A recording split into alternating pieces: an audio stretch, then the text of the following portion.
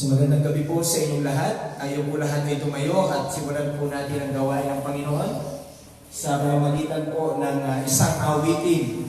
Pero bago po tayo magsimula, no, ay talagang tayo po ay pinagpala ng Panginoon ngayong umagang ito. Amen? Kahit po yung panahon, ganyan, malamig, sarap magpahinga, matulog, but God is good dahil tayo po ay nasa tahanan niya. Amen? Amen. So, tunay nga po, kapag nag-roll call ang Panginoon, talagang kapag tinawag tayo ng Panginoon, we will say, I'll be there. Amen? And when the roll, kung biglang dumating ang paningin ng Panginoon ngayon, talagang magkikita-kita po tayo doon. So, tayo po lahat ay umawit sa Panginoon. Ang awitin po natin is when the roll is called up, yonder I'll be there.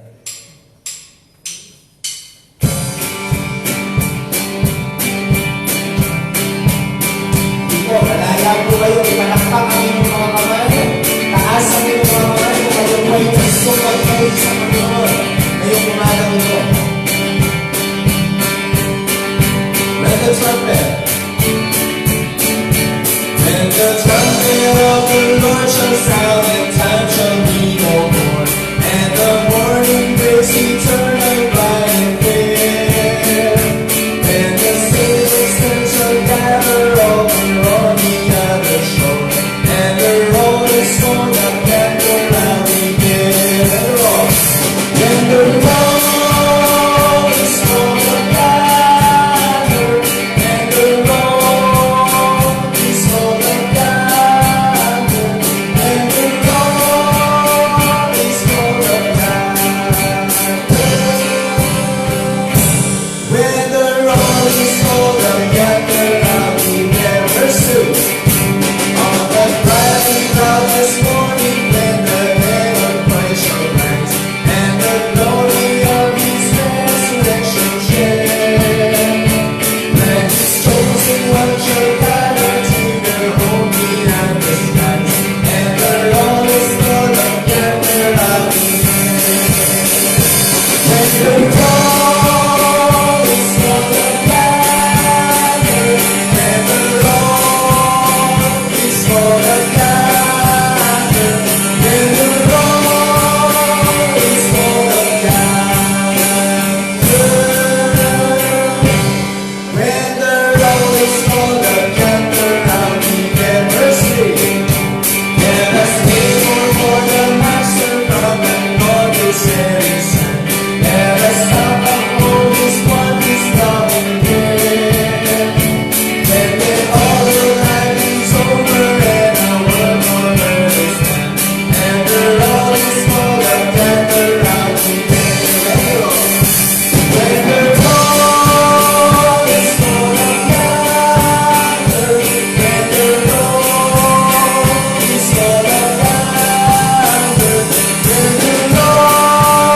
is full of gather, when the road is full of gather, when the road is full of gather, when the road is full of gather, when the road is full of gather, when the road is full of gather, I'll be there. Amen. When the road is full up, we will be there. Tayo po ay umuko at panalangin ngayong umagang ito. Aming dakilang Ama na makapangyarihan sa lahat, pinupurin, dinadakila namin ang iyong banal na pangalan, O Diyos, ang iyong kabutihan, ang iyong katapatan, ang iyong dakilang pag-ibig para po sa amin. O Diyos, amin pong ibinababa ang aming mga sarili ngayong umagang ito at inihihingi ng kapatawaran ang aming mga nagawang pagkukulang at pagkakasala laban sa iyo. Ito man po'y sa isip, salita at sa gawa. Gayon din, O Diyos, dalangin po namin ang ipasasalamat ngayong umagang ito. Ang panibagong araw na iyong pinagkalob sa amin ng napakagandang panahon, O Diyos, upang magpuri, dumakila sa iyong pangalan. Gayon din, O Diyos, salamat sa panibagong buhay na meron kami na taglay namin, kasabay ng panibagong kalakasan na aming magagamit upang ikay sambahin sa Espiritu at katotohanan. O O Diyos, salamat din po sa iyong pag-iingat sa amin papunta rito sa iyong gawain. Salamat, Panginoon, sa buhay ng aming pamilya. Salamat, O Diyos, sa bawat kabutihan na iyong ginawa sa buhay ng aming mga kapatid, ng aming mga magulang, ng aming mga kapatid sa pananampalataya. Salamat, O Diyos, sa iyong provision sa kanilang mga buhay. Alam namin, Panginoon, hindi man madali ang panahon na ito para sa bawat isa. But we know, O God, that your goodness and your faithfulness is much more greater than all these things. Kung kaya, Panginoon, kami po'y nagpapasalamat na narito ang iyong salita. Narito, Panginoon, ang mga awitin na ito na nagbibigay at nagpapaalala sa amin ng iyong kabutihan, ng iyong kabanalan, ng iyong katapatan sa aming mga buhay. Panginoon, salamat din po sa patuloy po ninyong pagkilos sa iyong gawain. Dalangin po namin ang aming gagawin na pagsamba sa iyo ngayong umagang ito, na ang bawat isa po sa amin, maging narito man sa bahay-sambahan mo o nasa kanilang mga tahanan man, O Diyos, dalangin po namin, ihanda po ninyo ang aming mga puso at isipan as we come to worship you, O God, as we come to praise you, to honor you, and to glorify you, O God. Dalangin po namin ang bawat isa sa amin ay magdala ng isang mabangong hain sa iyong panalaharapan ngayong umagang ito. Doon din, O Diyos, dalangin po namin na ang iyong mga salita ang siyang maitaas ngayong umagang ito, na ang siyang magbigay ng kalakasan sa bawat isa. Lord, communicate your word, Panginoon, sa mga nakikinig, kaibigan, mga relatives namin, Panginoon, kamag-anak, at mga kapatid sa pananampalataya, that we hear your word ngayong umagang ito. We might not know, Panginoon, what they are going through sa kanilang mga buhay, but alam namin, O Diyos, that your word, that your good word, O God, that your powerful word will meet, Panginoon, their needs, spiritually, their needs in the different aspect of their life, Panginoon. Lord, maraming salamat po. Dalangin po namin for those brethren na papunta pa po dito. Ingatan po ninyo sila. Nawa, O Diyos, ay ilayo po ninyo sila sa anumang kapahamakan. Gayun din, Panginoon, sa mga kapatid namin mga nasa tahanan, nawa, O Diyos, bless them at nawa, Lord, ay mapurihan kanila at madakila kanila even though, Panginoon, that they are in the respective houses. Lord, maraming salamat po. Ang lahat ng aming gagawin, ang lahat ng papuri, ang lahat ng pagsamba ay tanging sa iyong pangalan lamang namin, Panginoong Yesus. Ito ang aming panalangin sa makapangyarihang pangalan ni Jesus na aming Panginoon at tagapagligtas. Amen and Amen. Sige po.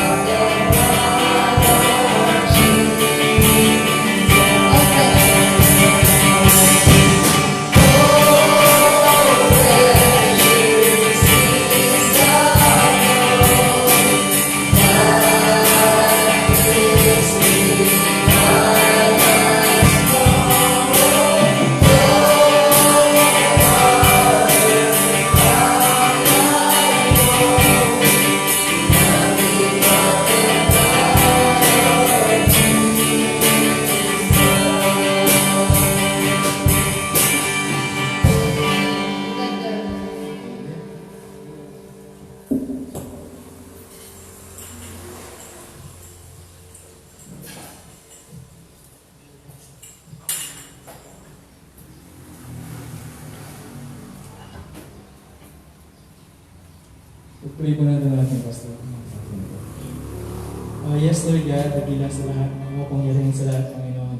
Lord, nilapit po namin, Panginoon, sa inyong Pastor, na sasalita ngayong oras ito, Panginoon. Patuloy, Lord God, bless niyo po siya, Panginoon, kanyang buhay. Salamat, Panginoon, sa buhay niya na tinagawin mo, Panginoon, sa amin, Lord God. Patuloy, Lord God, bless niyo po, Panginoon, siya, Lord, bigyan niyo po siya, Panginoon, ng knowledge, yung wisdom na nagagaling sa inyo, Lord God. Napower niyo po siya, Lord God, sa i-preach siya, Panginoon, yung salita ng ngayong umaga na ito, Panginoon. Ganun din po, Panginoon, sa aming mga tagapakinig, Lord God. Prepare niyo po yung puso namin, Lord God. Tulungan niyo po kami, Panginoon, na maintindihan, Panginoon, yung message niyo ngayong umaga na ito, Lord God.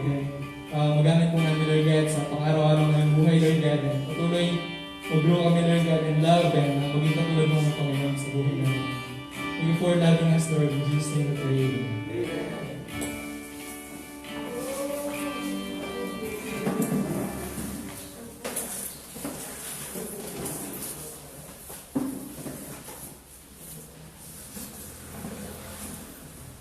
Blessed morning po sa inyong umaga. No? Sa inyong umaga, sa inyong lahat. Ayan. Ayan. Masaya po ba tayo that we are in the house of the Lord this morning? Amen. No? We should be. And sa mga kapatid po na hindi namin kasama ngayong umaga, huwag po kayo mag-alala. Alam namin na one day, ayan, kapag okay na ang lahat, ayan, tayo po ay magsasama-sama muling magpuri sa sa ating Panginoon ngayong umagang ito. So, again po, napakasarap na tawag dito muli. Sabi ko nga,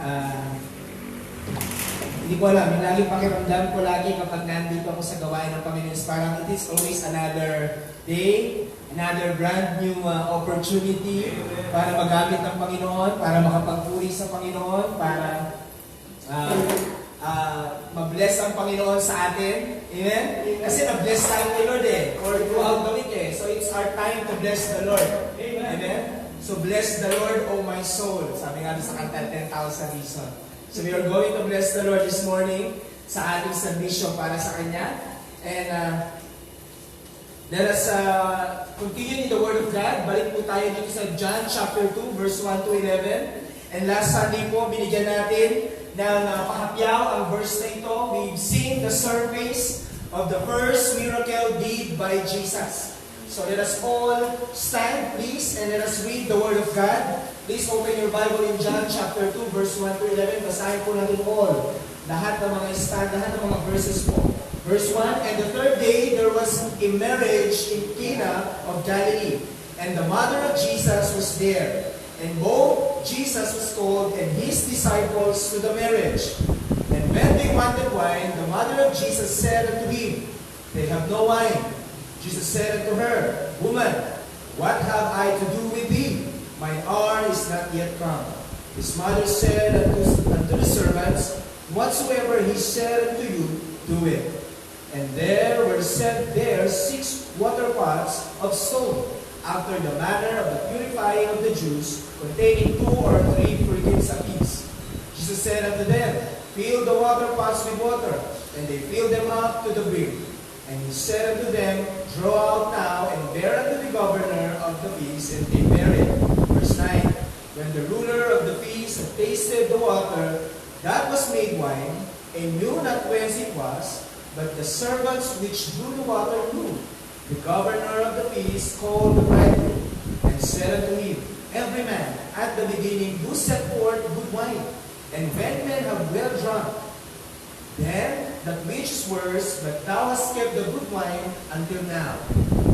This beginning of miracles did Jesus in Cana of Galilee, and manifested forth His glory, and His disciples believed on Him. Pag-ipurihin po ang salita ng ating Panginoon. Tayo po ay po. In John chapter 2, verse 11, we'll start at the bottom. Sabi naman, this is the beginning of miracles with Jesus in Cana of Galilee. The beginning of miracles with Jesus did. Ibig sabihin po, ito yung umpisa ng public ministry ng ating Panginoon when He was proclaimed by John the Baptist, nang siya po ipahayag ni Juan Bautista, that nariyan na ang kundero ng Diyos, nariyan na ang tagapagligtas natin, narito na ang Kristo. Then it is the start of the miracle of Jesus, it is the ministry of Jesus, and afterwards, Jesus did His first miracle in a marriage in Cana of Galilee. And what is the other term? Sabi na po dito, and manifested for His glory. Alam naman po natin that Jesus bear the glory of God. Taglay po ni Jesus ang kaluwalhatian ng Diyos. Amen? Kaya nga po kung babalikan natin in John chapter 1, verse 14, sabi na po dito, the glory, sabi na, and we beheld His glory, the glory as of the only begotten of the Father. Taglay po ng ating Panginoon ang kaluwalhatian ng Diyos. Even in John chapter 17, mababasa po natin dyan, Father, di ba luwalhatian mo ako? Tulad ng kaluwalhatian na taglay ko nung ako'y kasama mo. Sabi po ng ating Panginoon. And His disciples believed Him. And His disciples believed in Him. Remember, in John chapter 1, verse 50, Jesus answered and said unto Nathanael, Because I said unto thee, I saw thee under the fig tree, believest thou, thou shalt see greater things than this. Kaya nga kung mapapansin natin, the purpose of the Gospel of John is true. When he wrote in John chapter 20, verse 30, and many other signs truly did Jesus in the presence of His disciples. Napakaraming ginawa na signs and wonders ng ating Panginoon sa harapan ng kanyang mga disipulos. Many other signs. Napakadami. Hindi lang po siya iisa. And you know what? Napaka-importante po ng sign. Tama? Halimbawa po, may nakalagay dyan na color red sa kalsada at may nakalagay na malaking P tapos may nakaganon. Ano pong ibig sabihin nun? No parking. Doon po tayo makikita. Kung saan may nakalagay na no parking, doon tayo na nagpapark pa, di ba? Yan ang problema, patay tayo dyan, di ba? So hindi lang po yun, no? Napaka-importante po ng sign na yun. Kasi kung wala yung sign na yun at bawal pa lang mag-park doon, anong pwedeng mangyari sa iyo? Pwede kang mahuli, makikita, makuha ang lisensya mo. Tama po. Kaya nga po, napaka-importante nitong mga signs na ito na ipinakita ng ating Panginoon. These signs, sabi niya po, truly did Jesus in the presence of His disciples, which are not written in this book. So napakarami po ng ginawa na hindi pa nasusulat dito. Why? Sabi nga po in John chapter 21 verse 25, ulit-ulitin po natin ito. John chapter 21 verse 25, and there are also many other things which Jesus did. Marami pang ginawa ng ating Panginoon, that which, if they should be written, every single one, I suppose that even the world itself could not contain the books that should be written on it. So, bakit po ito yung mga nakasulat lang? Bakit hindi po yung ibang isinulat? Yung mga hindi na isulat, bakit ito po yung mga naisama? Alam po ninyo, when John the Apostle is writing the Bible, he's under the inspiration of the Holy Spirit. So what the Holy Spirit wants to reveal about Jesus through the Gospel of John, that was na-inspired si John na isulat sa book or the Gospel of John. Hindi natin alam ano pa yung mga ibang ginawa ng ating Panginoon. Kasi nga hindi nakasulat dito eh. Di ba? But isa lang alam ko, all na ginawa ng Panginoon, lahat ng ginawa ng Panginoon ay napakaganda, dakila. Amen? Amen. Lahat yun. Wala kang itatapon. Amen? Kaya nga po, and then sabi nga po dito, in verse 31, but these are written. Itong mga nasa, these are written that ye might believe. Ayan. That you and I will believe. To whom? That you might believe that Jesus is the Christ, the Messiah, the Anointed One, the Son of God. The Son of God. And that by believing, you will have eternal life through His name. We know and we believe that every miracle that Jesus did is wonderful, amazing, and great. Kaya nga mga kapatid, it is important for us na makita, mapag-aralan itong mga signs and miracles that Jesus na ginawa ng ating Panginoon. Sapagkat kung hindi natin ito pag-aaralan at hindi natin ito titignan, how will you know that the one written in the law and the prophets is the one true Messiah, the one true Son of God? Diba? Kasi kung pagbabasihan natin yung mga sinabi nila, the testimony, the words of John the Apostles, the testimony of John the Baptist, the testimony of the disciples, marami pwede kang mag-doubt. Marami pwede mong sabihin that they are biased. But no, hindi po. Because they provided evidences. Naglatag sila. Kung baga sa korte po, kapag testimony lang, okay lang yan, statement. You have to prove na yung sinabi mo, yung paratang mo, o yung statement mo, ito to. So how will you prove that is true? Kailangan mo ng mga ebidensya. And how will you, paano mo magkakabilang? CCTV, nakita mo yung ginawa niya, di ba? May record ka ng ginawa niya. So yun po yung nangyari dito. To prove the testimony of John the Apostle, that Jesus is the written word, that Jesus is God, ipapakita po niya sa atin yung works. Not only the words of Christ, but also the works of Christ. Kaya nga po sabi niya dito in verse 30, which are not written. Why these are not written? Hindi po natin alam. But one thing we know, that John is inspired, that if we dig deeper, we will discover the purpose of the Holy Spirit. Kaya nga po babasahin na natin, gumawa pala ng miracle ang ating Panginoon. He turned the water into wine. And so what? Sa panahon ng mga disciples, kung nandun ka siguro, you will be amazed. Kasi nandun ka, nakita mo, anong nangyari? Diba? Kung ikaw mismo ang nandun, ma-amaze ka talaga and you will truly believe in Jesus. How about sa panahon natin ngayon, na maraming naglitawan na Messiah, na maraming naglitawan na sila daw ang Kristo, na maraming nagsilitawan na sila daw ang mensahero, na sila daw ang tagapagligtas ng daigdig na ito. Mga kapatid, it is important for us kasi po that we might believe to who? To the real Jesus. Sino yung totoong Jesus? Sino yung totoong Jesus? Kaya nga sabi na po, the Holy Spirit wants us to see the much more rather than the surface of the Word of God, but gusto niya po makita natin yung buong iceberg. Kasi pag nasa dagat ka, makikita mo lang yung tip ng iceberg eh. Diba? Yung Titanic, napanood po yun. Ang nakita lang nila yung tip, pero hindi nila alam sa ilalim, napakalaki pala. Napakarami pa. Amen? And when we study the Word of God, we don't just read and look at the tip of it. But we want to dig deeper and dig deeper, bukay tayo ng malalim so that we will understand at makikita pa tayo ng application sa buhay natin. God wants us to see the message behind the words and the works of miracle of Jesus. Do we desire even more of God? Have you even read the book of John? Have you even finished the Gospel of John? As a believer, dapat po nabasa na natin ito. As a believer, dapat po natapos na natin ito. And then we're going back and going back and going back to this Gospel because we want to know more Jesus. Amen? Kaya nga po last Sunday, kung natatandaan po rin yung pag may nagtatanong, saan maganda mag-start magbasa ng Bible? Saan book? Genesis ba? Exodus ba? Matthew ba? Saan? And even the Bible scholars and even the pastors, they always say, start in the book of John. Because they want readers to know Jesus. And by knowing Jesus, and by knowing, they will believe. And by believing, they will have eternal life. Amen? And ina-accomplish yung purpose ng gospel.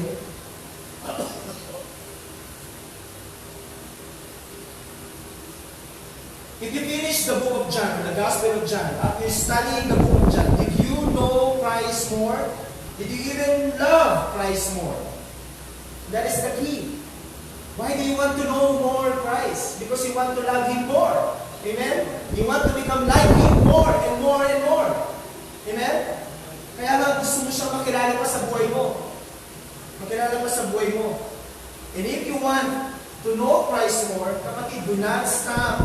Do not stop reading the Gospel of John again and again and again and again. And even the whole Bible.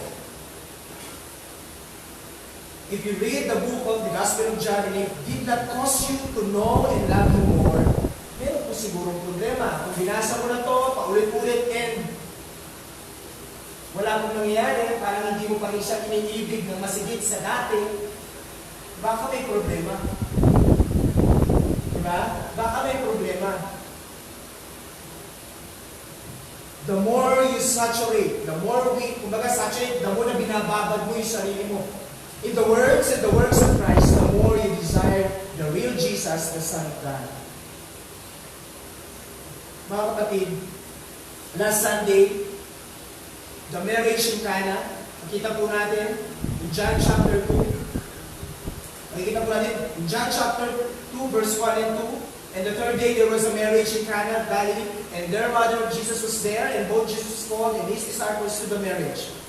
So sinabi po natin na Sunday is the first event recorded, no? Dito po sa Gospel of John, na ginawa ng ating Panginoon yung kanyang miracle in a marriage. Kaya ganoon na lamang po yung pagbibigay ng importansya ng mga anak ng Diyos sa kasal. Sapagkat isa po ito sa mga nakikita, no? Na ginawa ng ating Panginoon. Later on, meron pa po yan. Okay? And then, bakit po nandun ang ating Panginoon at bakit po nandun si Mary? Sapagkat sinasabi po ng mga Bible scholars is that yung barangay ng Cana, parang barangay ng Cana, no? Yung Cana po at yung Nazareth, magkalapit lang. And usually, relatives po sila. Kung konti lang po yung mga tao, 200 to 500 people lang po. So that is why, kung papasin po natin magkakasama sila, kung kaya sinasabi po nila na maraming magkakamag-anak sila, kaya po na-invite ang ating Panginoon, na-invite si Mary. And in verse 3 and 4, they ran out of wine and Jesus rebuked Mary. Naubusan po sila ng wine in verse 3 and 4, and Jesus said, "Woman, what have I to do with thee? My hour is not yet come." Ano po ibig sabihin ng Panginoon dyan? He no longer calls Mary mother. What? Woman. Nakita na po natin, no? After 30 years of having a private life, lumabas na ating Panginoon as not as a son of man, or not as a son of Joseph and Mary, but the Son of God.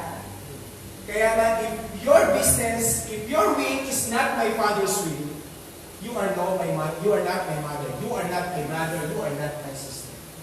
Because the real mother, the real brother, the real sister, sabi ng ating Panginoon, is the one who do the will of my Father. Yan po sinasabi niya. And then in verse 5 and 10, Jesus did what God can only do. So makikita na po natin doon. Jesus turned water into wine. He created a wine out of nothing. Out of nothing. Out of nothing. O kaya po ngayong umagang ito, yung kailangan po natin sagutin is, wala naman ako doon, Pastor. Wala naman ako doon. Ano naman ngayon? Diba? Ano naman ngayon if Jesus turned water into wine? Ano naman ngayon if that is happened in a marriage? Ano naman ngayon? What is it to me? As a believer, as a Christian, what is it to me? Ano naman sa akin ngayon ito? Anong makukuha ko? Anong gagawin ko dyan? Mga kapatid, since John chapter 1 verse 1 to 18, we have seen who Jesus is according to John the Apostle. In John chapter 1 verses 19 to 28, we have seen the proclamation of John the Baptist. Even in John chapter 1 verse 29 to 34. And in John chapter 1 verse 35 to 42, the proclamation of the disciples of Jesus. And even in John chapter 1 verse 43, the followers of Jesus. John A. provided us the words and the testimony that reveals who Jesus is. And now, he is putting on the table the words and works of Jesus that will solidify those testimonies.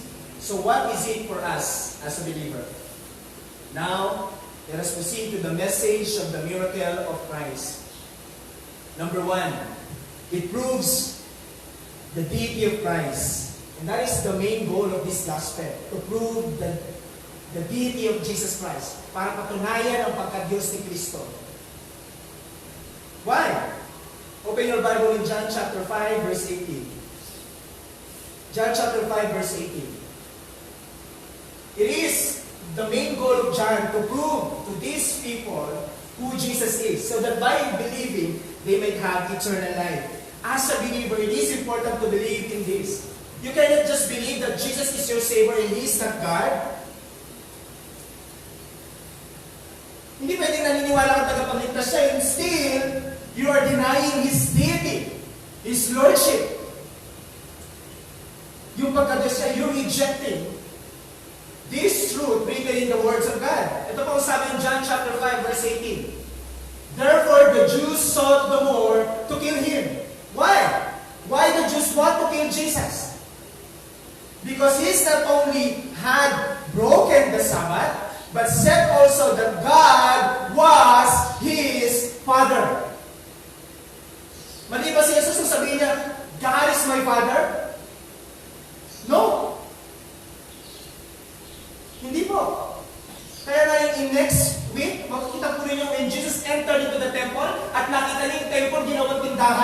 yung tahanan ng Diyos, di ba? Inihagis ng Panginoon, lahat ng mga nagtitinda doon, money changers, yung mga nagbibenta ng mga oxen, doves. Ano sabi niya? You have made my father, no, a house of merchandise. Kaya nga po sabi, he claimed that God is his father, making himself equal with God. Making himself equal with God. Of course, when you say that God is your father, you are telling these people that I share the same nature with the Father, with God. If God is eternal, I am eternal. Well, then why you are here? But nandito ka. And even they don't understand John chapter 1 verse 14, that the Word became flesh. I am omnipotent? Really? Bakit ka naman? Ba't naipapapasok mo si pure omnipotent? Hindi ka Diyos. Tao ka lang. I am all-knowing. Oh, bakit hindi mo alam kung saan ka ganito, kung saan ka pupunta, kung ganito gagawin mo? Ba't di mo alam kung kailan ang pagdating mo? Sabi mo, di ba? Hindi mo alam. Even the hour of my coming, I don't know. Only the Father knows. O ba't di mo alam? If you're all-knowing. Di ba? Those are the big questions that these people, and even today, a lot of people denying of Jesus. Kaya nga mga kapatid, this is written. It proves, as a believer, bilang mananampalataya, napaka-importante po nito, to deny Jesus. To deny Jesus, the Son of God, to deny Jesus. Para itatuwa mo si Jesus na siya ay anak ng Diyos, na siya ay Diyos, it is a blasphemy. And that is unbelieving. And that means you are not saved. In John chapter 1, verse 1 to 3, in the beginning was the Word, and the Word was with God, and the Word was God. The same was in the beginning with God. All things were made by Him, and without Him was not anything made that was made. Jesus created everything that was made, even the wine. Amen? Even the wine. That is the Jesus that we have. In John chapter 1, verse 14, the Word became flesh. In John chapter 2, verse 5 to 10, the miracles of Jesus turned water into wine. In Colossians chapter 15, verse 20, verses 15 to 20, the fullness of God dwells in Christ. See? Not only John A, but all his disciples and the apostles believes that the fullness of God dwells in Christ.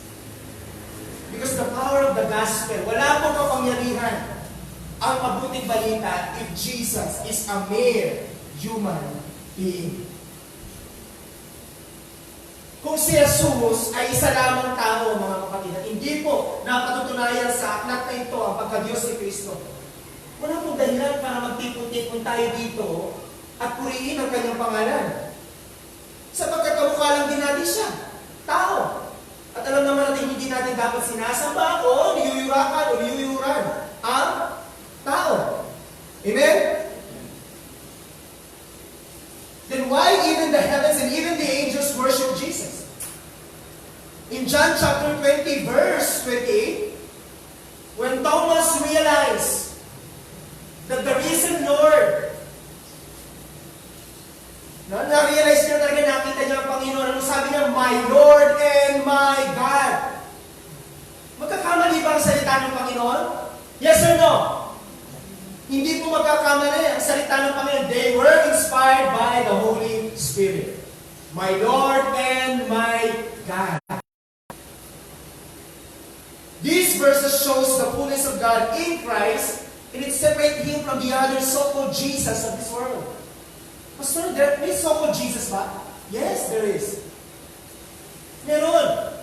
The world, yung mundong ito, gumawa na sila ng ibang Kristo. Yung mundong ito, gumawa na sila ng ibang Diyos. Yung Diyos na pupusintihin sila sa kasalanan, yung Diyos na mahal sila, even though they live in an immoral life, this sinful life, they created God, Jesus, in a sense that it is no longer the Jesus of the Bible, the real Jesus.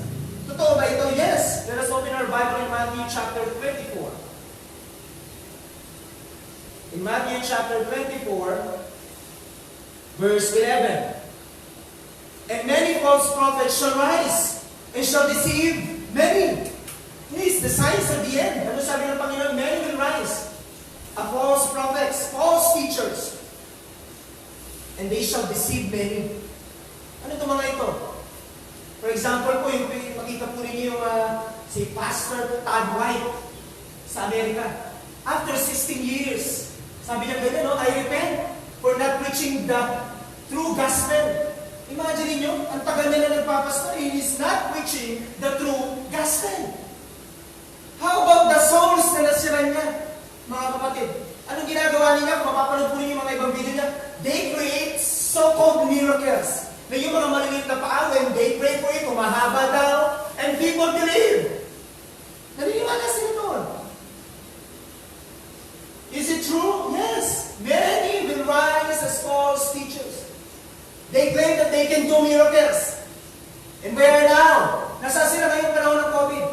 Why they can heal those people who are dying in COVID-19? So that wala po tayong case ng death. Amen?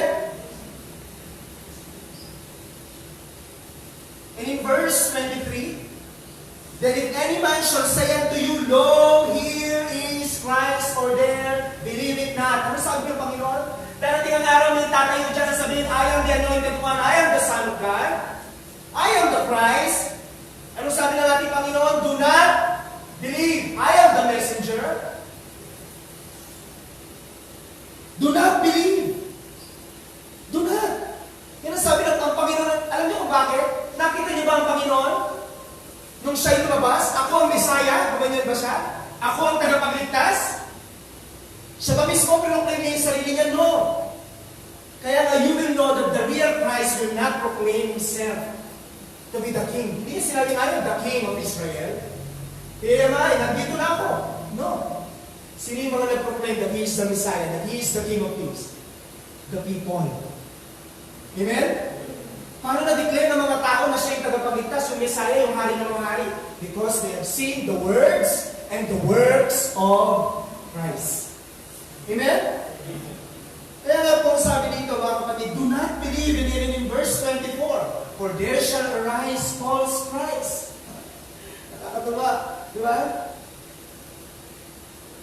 Maraming lalabas ng false Christ and false prophets, and they shall show great signs and wonders. Hindi nakakatawa.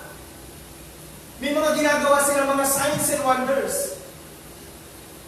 In so much that, if it were possible, they shall deceive the very elect.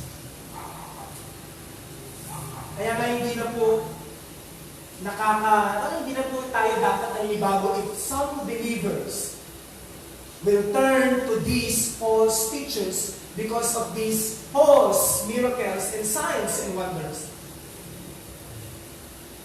Pastor, nakakagawa din sila eh. Remember Moses?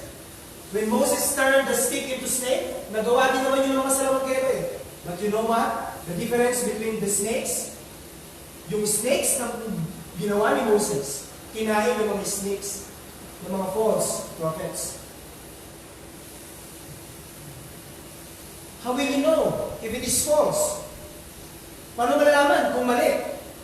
If you know the truth. Amen? Paano masasabi mali? Wala mo yung kung yung tama. Amen? How will you know what is true? It is written in the book of God. It's written in the Bible. Amen? Kaya nga po, what is it to us that Jesus did this miracle? It proves the testimony of those people that you are the Son of God. Amen? Bilang mga mananampalataya po sa panahon natin ngayon, we may not be able to witness kung paano ginawa ng Panginoon yun. Pero, by merely reading these texts, malalaman mo that it is worth telling to Jesus. Di ba? It is worth whatever kung yung struggle mo, kung yung nararamdaman mo, kailangan tell it to Jesus. Kasi alam mo, He is your Savior. Amen? He is the Son of God. He is Christ. That is the danger. Kaya nga mga kapatid, mag-iingat po tayo because the Lord said in Matthew chapter 7, not everyone that calls me Lord, Lord. Not everyone that calls me Lord, Lord will enter into heaven. I will say unto them, who are you? Who are you? Knowing Christ, in John chapter 2, proves, ito lang po isa sa mga ebidensya na nagpapatunay na ang ating Panginoon ay Diyos. It proves the purpose of Christ. Next, number 2. It proves the purpose of Christ. Kasi hindi po naparito ang Panginoon sa walang kadahilanan. Amen? Siya po yung naparito kasi siya po yung may layunin. Ano yun? To accomplish the will of the Father. And what is the will of the Father? Let us open our Bible in John chapter 2 verse 4. Oh, nandun pa rin yung will ng Father. If you will see, in John chapter 2 verse 4, sabi na po dito, Jesus said to her, to Mary, Woman, what have I to do with thee? My hour is not yet come. My hour is not yet come. My hour is not yet come. Ano sinasabi ng Panginoon? The time of my death, the time of my resurrection, the time of my sacrifice is not yet come. It's not yet come. Every step of the way, when Jesus started walking through John, and when he was baptized in the book of Matthew, and from start na napunta pa siya sa kasaran nito, every single step na nilalakad ng ating Panginoon is going through that ultimate purpose.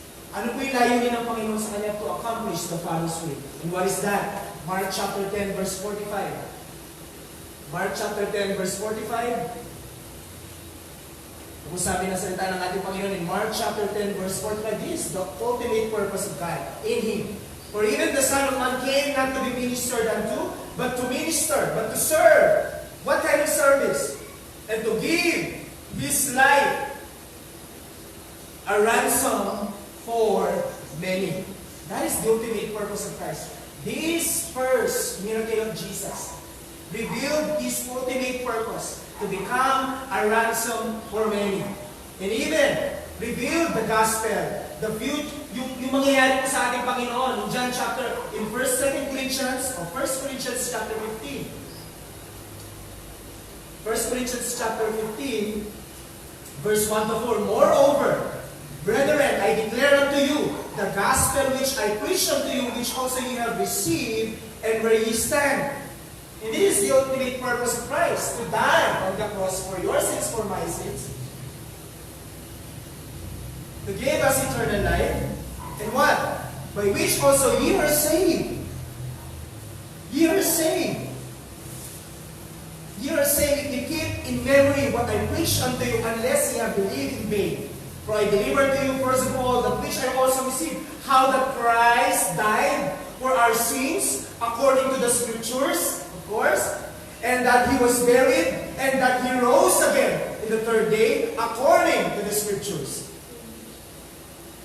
That is the ultimate purpose of Christ, to fulfill the law and the prophets, to fulfill His great mission, to fulfill His great purpose, to bring the promise, the gospel, eternal life sa atin. Kaya nga po in Isaiah chapter 53, you will never understand.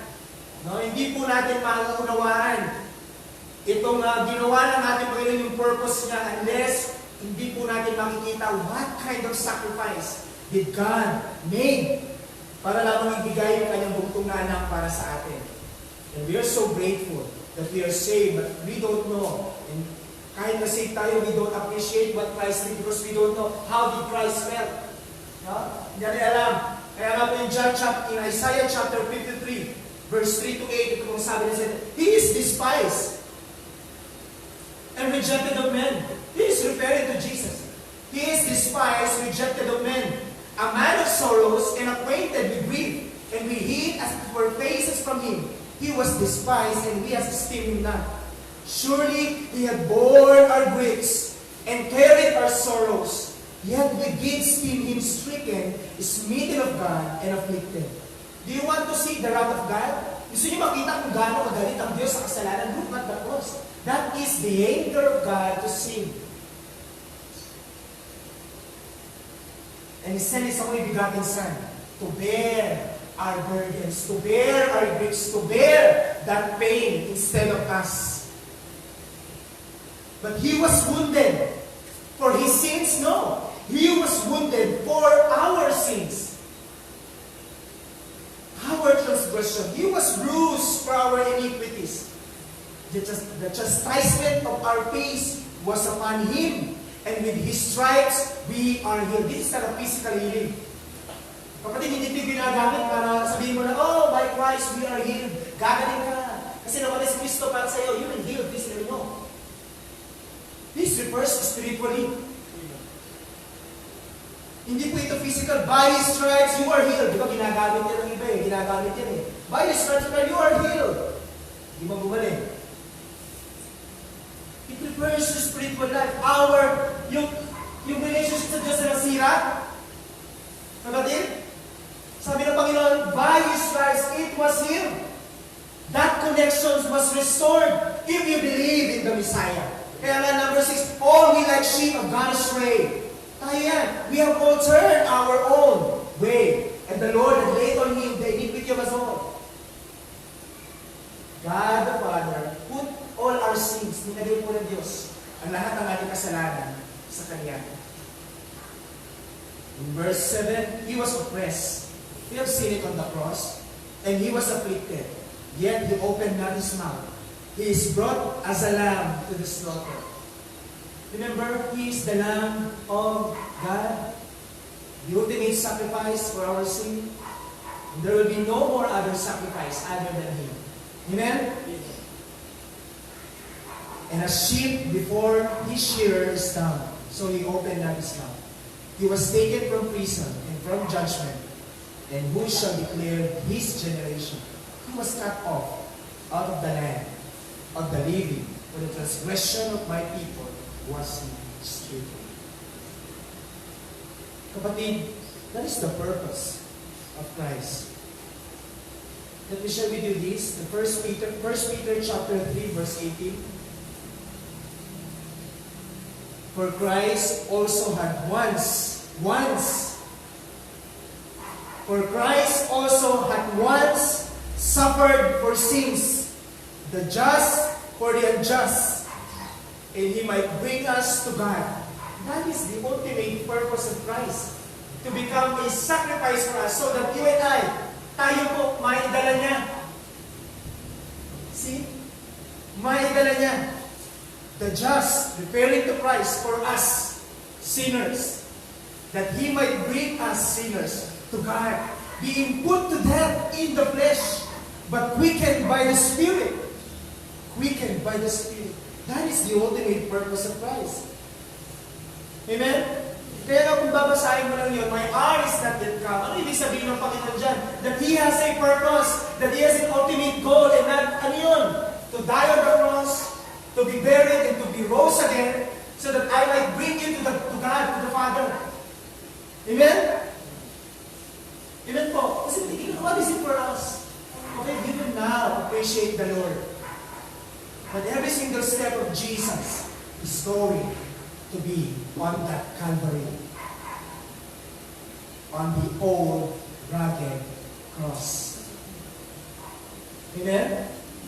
Do you cherish the old rugged cross? Do you cherish that cross? Do you cherish that cross? I hope so. You cherish that cross. As a believer, we must embrace that cross. Amen? We must embrace that cross. Lastly, number 3, it proves the plan of Christ for the church. It proves the plan of Christ in the church. May plano pala ang Diyos? May plano pala ang si Kristo sa iglesia? Yes. In John chapter 2, verse 1, remember that the first miracle was done in a marriage. To give an emphasis how Jesus, God, put importance, significance on marriage. It is the best thing that can happen to a man and a woman who love each other. Amen? It is sa mga pinakamagandang mangyayari sa buhay ng dalawang tao nagmamahalan ng babae at lalaki na sila'y magsama at pagkaisahin ng Diyos sa kasal. Amen? The bridegroom and the bride. Mga kapatid, as we go back in John chapter 2, this is my personal footnote on this. And I see it. Here's the picture of Christ in the marriage of His church. Here's the picture of Christ in a marriage with His bride. And who is bride? Sino yung bride ng Diyos? It is the church. So what's it for us? Ano naman yun sa atin? If the church is the bride of Christ, if He is the bridegroom, what is it for us as a believer? Ephesians chapter 5 verse 22. Ephesians chapter 5 verse 22 to 27.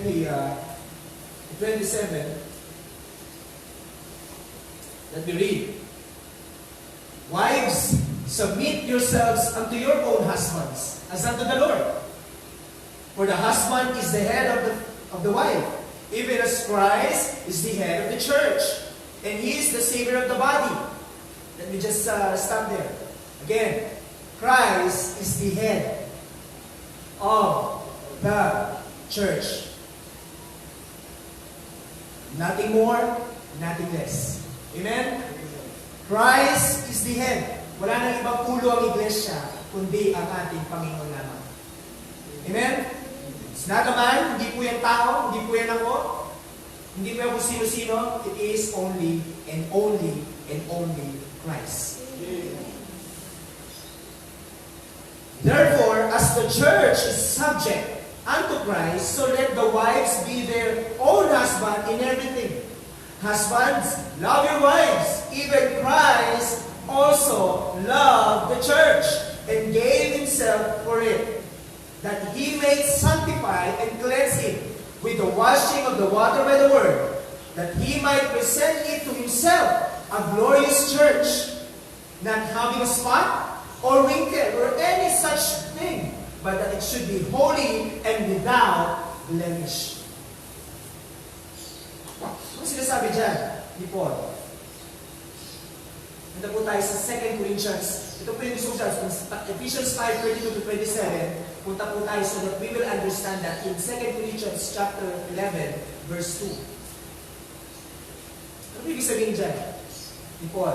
Ano ibig sabihin dyan ni Pablo na so that Christ might present the church, her, as a glorious church, without wrinkles, without blemish, without spot? Ano ibig sabihin? 2 Corinthians 11 verse 2, for I am jealous over you with godly jealousy, for I have espoused you to one husband. Sino ba kausap ni Paul? The church. The church. I have espoused you to your one husband, that I may present you as a chaste virgin to, who is the husband? Christ. Christ. The church will be married to Christ. And that is called the marriage of supper of the Lamb. Mga kapatid, are we not excited that the church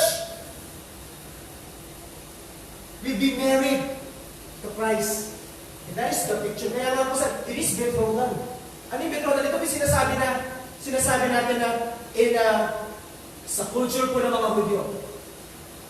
When a man wants to marry a woman, they will be betrothal. Ibig sabihin yung betrothal, they will be engaged. And for a span of 1 year, yung lalaki po, whether engaged, the man will work. Anong gagawin ng ano? Yung lalaki po mag-alis. Why? Because he need to prepare a house for his wife. Amen? Kailangan niya gumawa ng wife. Kailangan niya po papatunayan sa pamilya. I can take care of this woman. That is their culture. Kaya nga po, it is a picture of Christ engaging Himself to the church, to His disciples. Nandun yung mga first disciples, nandun yung first church. He calls them already. They were baptized by John. Nandun na sila. Diba? Nagkaroon na ng engagement. And after that, ano sabi ng Panginoon in John chapter 14? I will go to the Father to prepare a place Dito po sa John chapter 14 verse 1. Let not your heart be troubled. Ye believe in God, believe also in me. In my Father's house are many mansions. If it were not so, I would have told you. I go to prepare a place for you. And that is a promise of Jesus. Amen? What is it for us? That is a great promise of Christ. That He engaged Himself to us, that He saved us, and He go away. For what purpose? Because He is preparing a place for you. Amen? Amen? He is preparing a house for you. Kaya nga kapatid, what is it for us that we should believe in Christ, that we should believe Him as the Son of God, that we should believe and put our trust and life in Him? Revelation chapter 19 verse 6 to 8. And I heard, as it were, the voice of a great multitude, and as the voice of many waters, and as the voice of the mighty thundering, saying, Hallelujah! For the Lord God omnipotent reigneth. Let us be glad and rejoice and give honor to Him. Referring to Jesus, for the marriage of the Lamb is come. And His wife has made herself ready. And His wife had made herself ready. And to her was granted that she should be arrayed in fine linen, clean and white, for the fine linen is the righteousness of saints. See? Jesus died. Amen? Nothing but what can wash away my sin? Nothing but the blood of Christ. That is the source of your righteousness. Yun yung pagdating ng araw, pagharap mo sa Panginoon, nagniningning ka. You are pure. Why? Because of the blood of Jesus. Do you even appreciate that? Diba? Masaya ba tayo nang nalalaman natin yun? Na pagharap natin sa Diyos, darating ng araw, ikakasal ang iglesia ng ating Panginoon sa Kanya. At pagharap natin sa Kanya, we are pure because of His blood. Pinagbanal tayo. That righteousness is the blood of Christ. That righteousness can be only be found in Christ. That is the fine linen. That is the righteousness of the saint. Christ. Christ. And His wife had made herself ready. Do you prepare yourself for the marriage? Kapatid, mula invite ka sa kasal, di ba nag-prepare ka? Ng damit na isusuot mo? Siyempre, mag-prepare ka. Even lalo na kapag ikaw yung ikakasal. Tama? What is the preparation? Di ba? Napakaraming preparation. Hindi pwede kikakasal gusto ng preparation. Di ba? Ang kasal tayo, pwede gano'n. Patibayin natin ang Panginoon. Are you? God, Jesus is preparing a house for you. How about you? Are you preparing yourself to meet your bride or your bridegroom? Are you preparing to meet the Lord? Hinahanda mo yung sarili mo as part of the church? Diba? Kapatid, you as a part of the church established by Christ is being prepared for the day of marriage. Amen? This church was not established by me, by Pastor Ed, or by any human being. This church, Bicol Missionary, was established by Christ. Amen? And one day, it will be married to Him. Amen. Are you prepared? Eh kung mamaya na yung kasal kapatid, dumating siya mamaya, are you prepared? Amen. Ha? Are you prepared? Kung ako remember, yung 10 virgins, alam niyo yun? Yung 10 babae, ano sa, darating na ang kakasal, maganda kayo. 5 of them went with the lamb. And 5 of them, another 5 of them went with the lamb with oil. Yung unang 5, walang oil. Yung sumunod na 5, without oil. O syempre, hindi nila alam kung kailan darating. Ang sabi sa law, you have to prepare. Ngayon, habang naghihintay yung 5 walang oil, ano nangyari sa oil nila? Nauubos. And yung bride, namamatay. Yung 5 babae na kayo, hindi sila nakikinag. They are much more willing to wait, excited. Alam mo kung bakit? Because they have prepared so much oil hanggang sa pagdating ng ating Panginoon. Natakot yung 5. Sabi ng 5, tingin naman, baka sa... Sabi ng limang babae, hindi, inanda namin ito kasi alam namin, darating yung takasan. And when the bridegroom come, wala na silang ilaw. And those only 5 persons went with him. Ibig sabihin, are you preparing yourself? Are we preparing ourselves for Christ? Kapatid, we should be excited. Sa sobrang excited mo, dapat prepared ka. Amen? Prepared ka dapat. Sa sobrang excitement mo, dapat nag-prepare ka every day. Kaya nga, it is the day when you will marry the person you love and loves you more than anything else and be with Him forever. Yun yung araw na makakasama mo na yung pinakamamahal mo, ang ating Panginoon. Amen? And you will be with Him forever. Kaya nga mga kapatid, from the point of putting your faith in Christ, you have been betrothed, you will be engaged in Christ, and you are a recipient of His promise. Kung tinanggap mo si Kristo, kapatid, you are bound to marry Him in the marriage supper of the Lamb. Amen? The bridegroom prepares the house for his bride before the marriage. That is why Revelation chapter 21 verse 1 to 7. Revelation chapter 21 verse 1 to 7.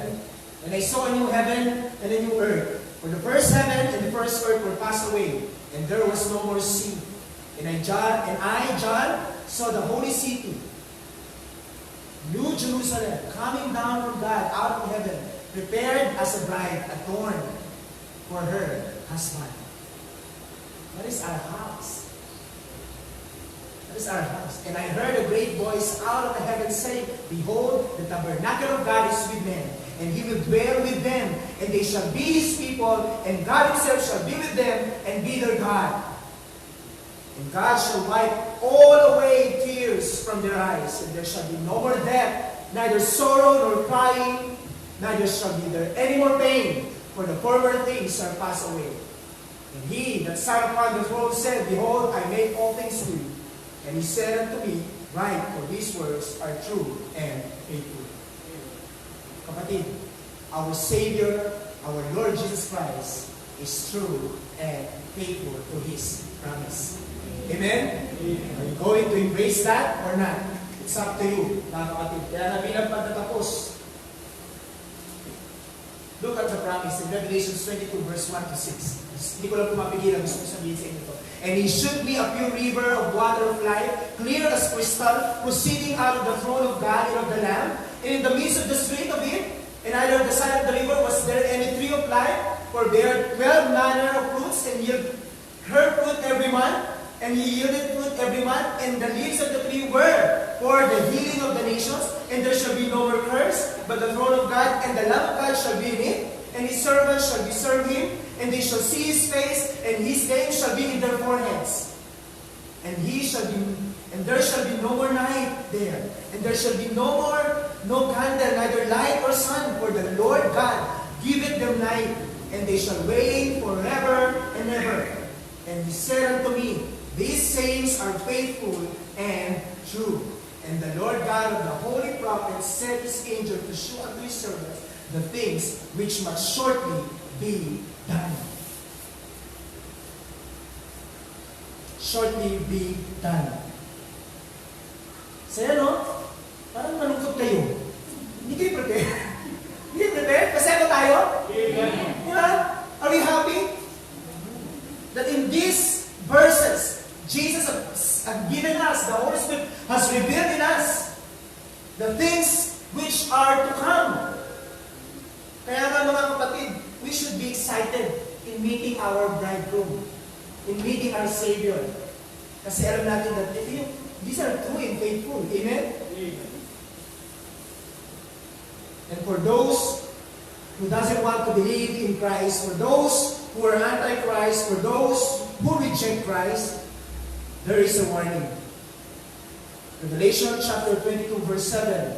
Behold, Jesus speaking, Behold, I will come quickly. Blessed is he that keepeth the sayings of the prophecy of this book. This is the warning. For those who deny Jesus, for those who doesn't want to believe Christ, this is a fair warning. Behold, I will come quickly. Do not wait the time when you will see Jesus coming, and then you will repent. Do not wait that time. Kasi pag dumating oras, it will be too late for you. It will be too late for you. Kaya kaibigan, kapatid, that is the message behind the miracles of Jesus. And other miracles will be done. Amen? Mag-isa pa lang yan, ha? And then marami pa siyang gagawin mga miracles. Amen? Do you believe that He is the Son of God? Amen. Do you believe that He is the Christ? Amen. Do you believe that He is your bridegroom? Yes, I believe. Yeah, I believe. Are we excited? Yes, I am. Let us prepare ourselves. Amen? Let us all bow our head and let's pray. Father God in heaven, maraming salamat po for giving us this again another day to study your word, Lord, and to apply this in our lives, appreciate this miracle, appreciate these words, oh God, so that kami po, Panginoon, maraming tayo, we embrace you more, we embrace the cross more, we embrace the true gospel more, we embrace the real Jesus more, to know you more, to love you more in our lives, to prepare ourselves as the church, as the bride, to prepare ourselves on that day, Lord, on that day that you prepared for us. Lord, salamat dahil alam namin, Panginoon, that the hope that we have in you is secure. Because you are true and faithful. You are true to your words. You are faithful to your words. You are true to your words and faithful to your words. You have shown all these signs so that they will believe, so that we will believe in God. And that by believing, O God, we have eternal life. And Lord, thank you. Salamat po. Salamat sapagkat we have embraced, we have received that eternal life by believing in you as the Son of God, that you are a God, that you are the God Almighty, that you are the Lamb of God, that you are the Christ, the Savior of the world, that your ultimate purpose, O God, is to save those which are lost, to become a ransom for many, to become a sacrifice for our sins, to receive our bruises, to receive our stripe instead of us, Panginoon. Lord, salamat po. Lord, thank you for preparing a great place for us where there will be no more tears, no more pain, no more anything, no more curse, O God, except your blessing, your faithfulness, and your promises. Lord, maraming salamat po. Nawa, Panginoon, this message has given us encouragement, strength spiritually to continue in the ministry, to continue to praise you and work for your ministry, Panginoon. Dahil alam namin, Lord, and in the end, ang lahat ng aming pagpapagal ay hindi po nasasayang because you are true and faithful to your word. All these things we ask in the mighty name of our Lord Jesus Christ. Amen and amen. God be all the glory po. Urihin po ang ating Panginoon kung kaya tayo po umawit. No, awitin po natin yung sweet by and by. Ayan, no? Sweet by and by.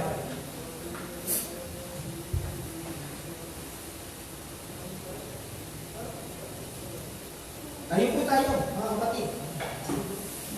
Parang nakasarap po ano ah. Ang sarap ng panahon eh, no? Hindi may blower, no? Tumatama sa iyong kanaban. But God is good, amen? Amen. Sige po, natin ang natin. Pagpuli tayo sa Panginoon. Ang gusto mo doon, ang palaman sa atin. Pagpuli natin ang Panginoon.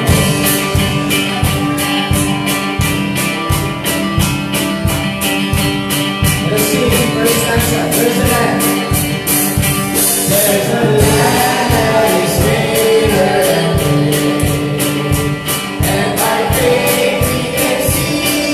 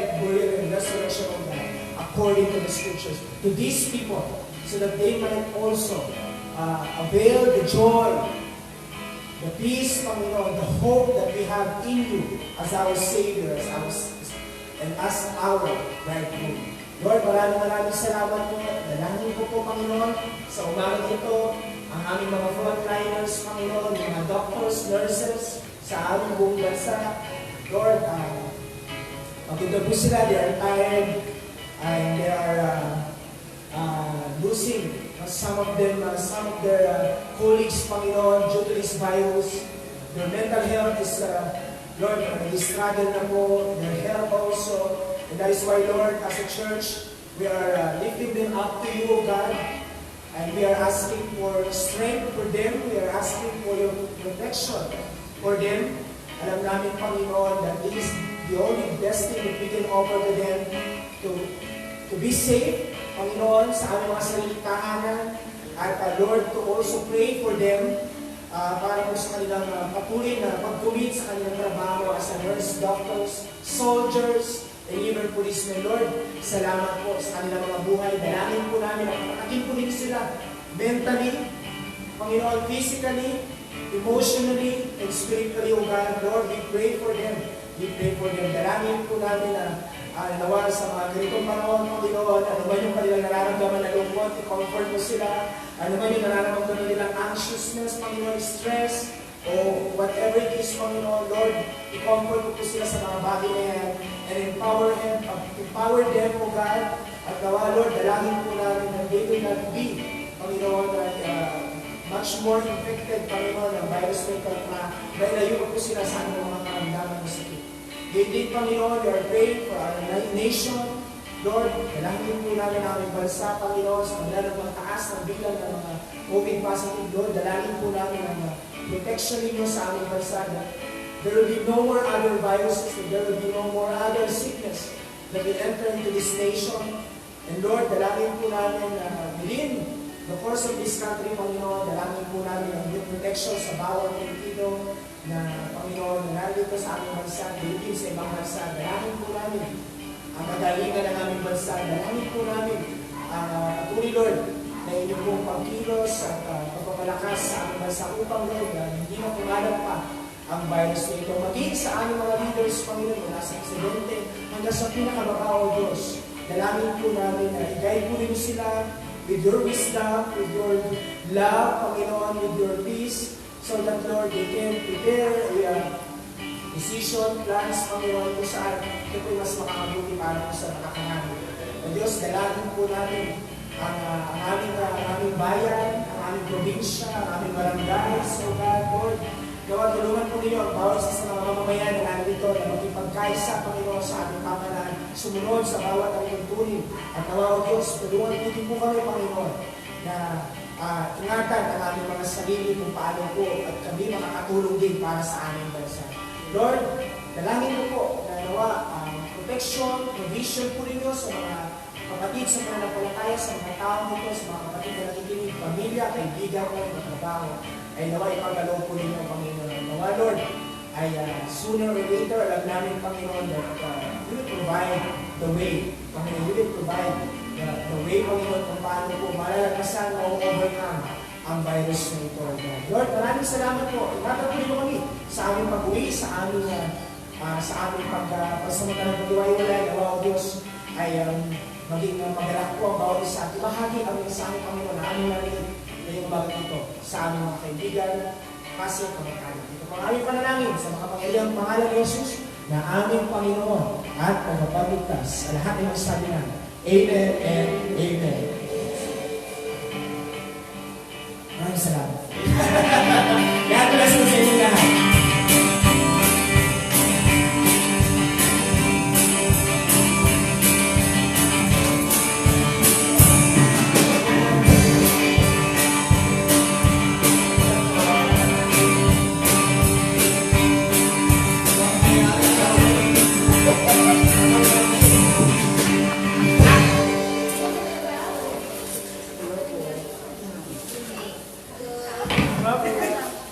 Hello.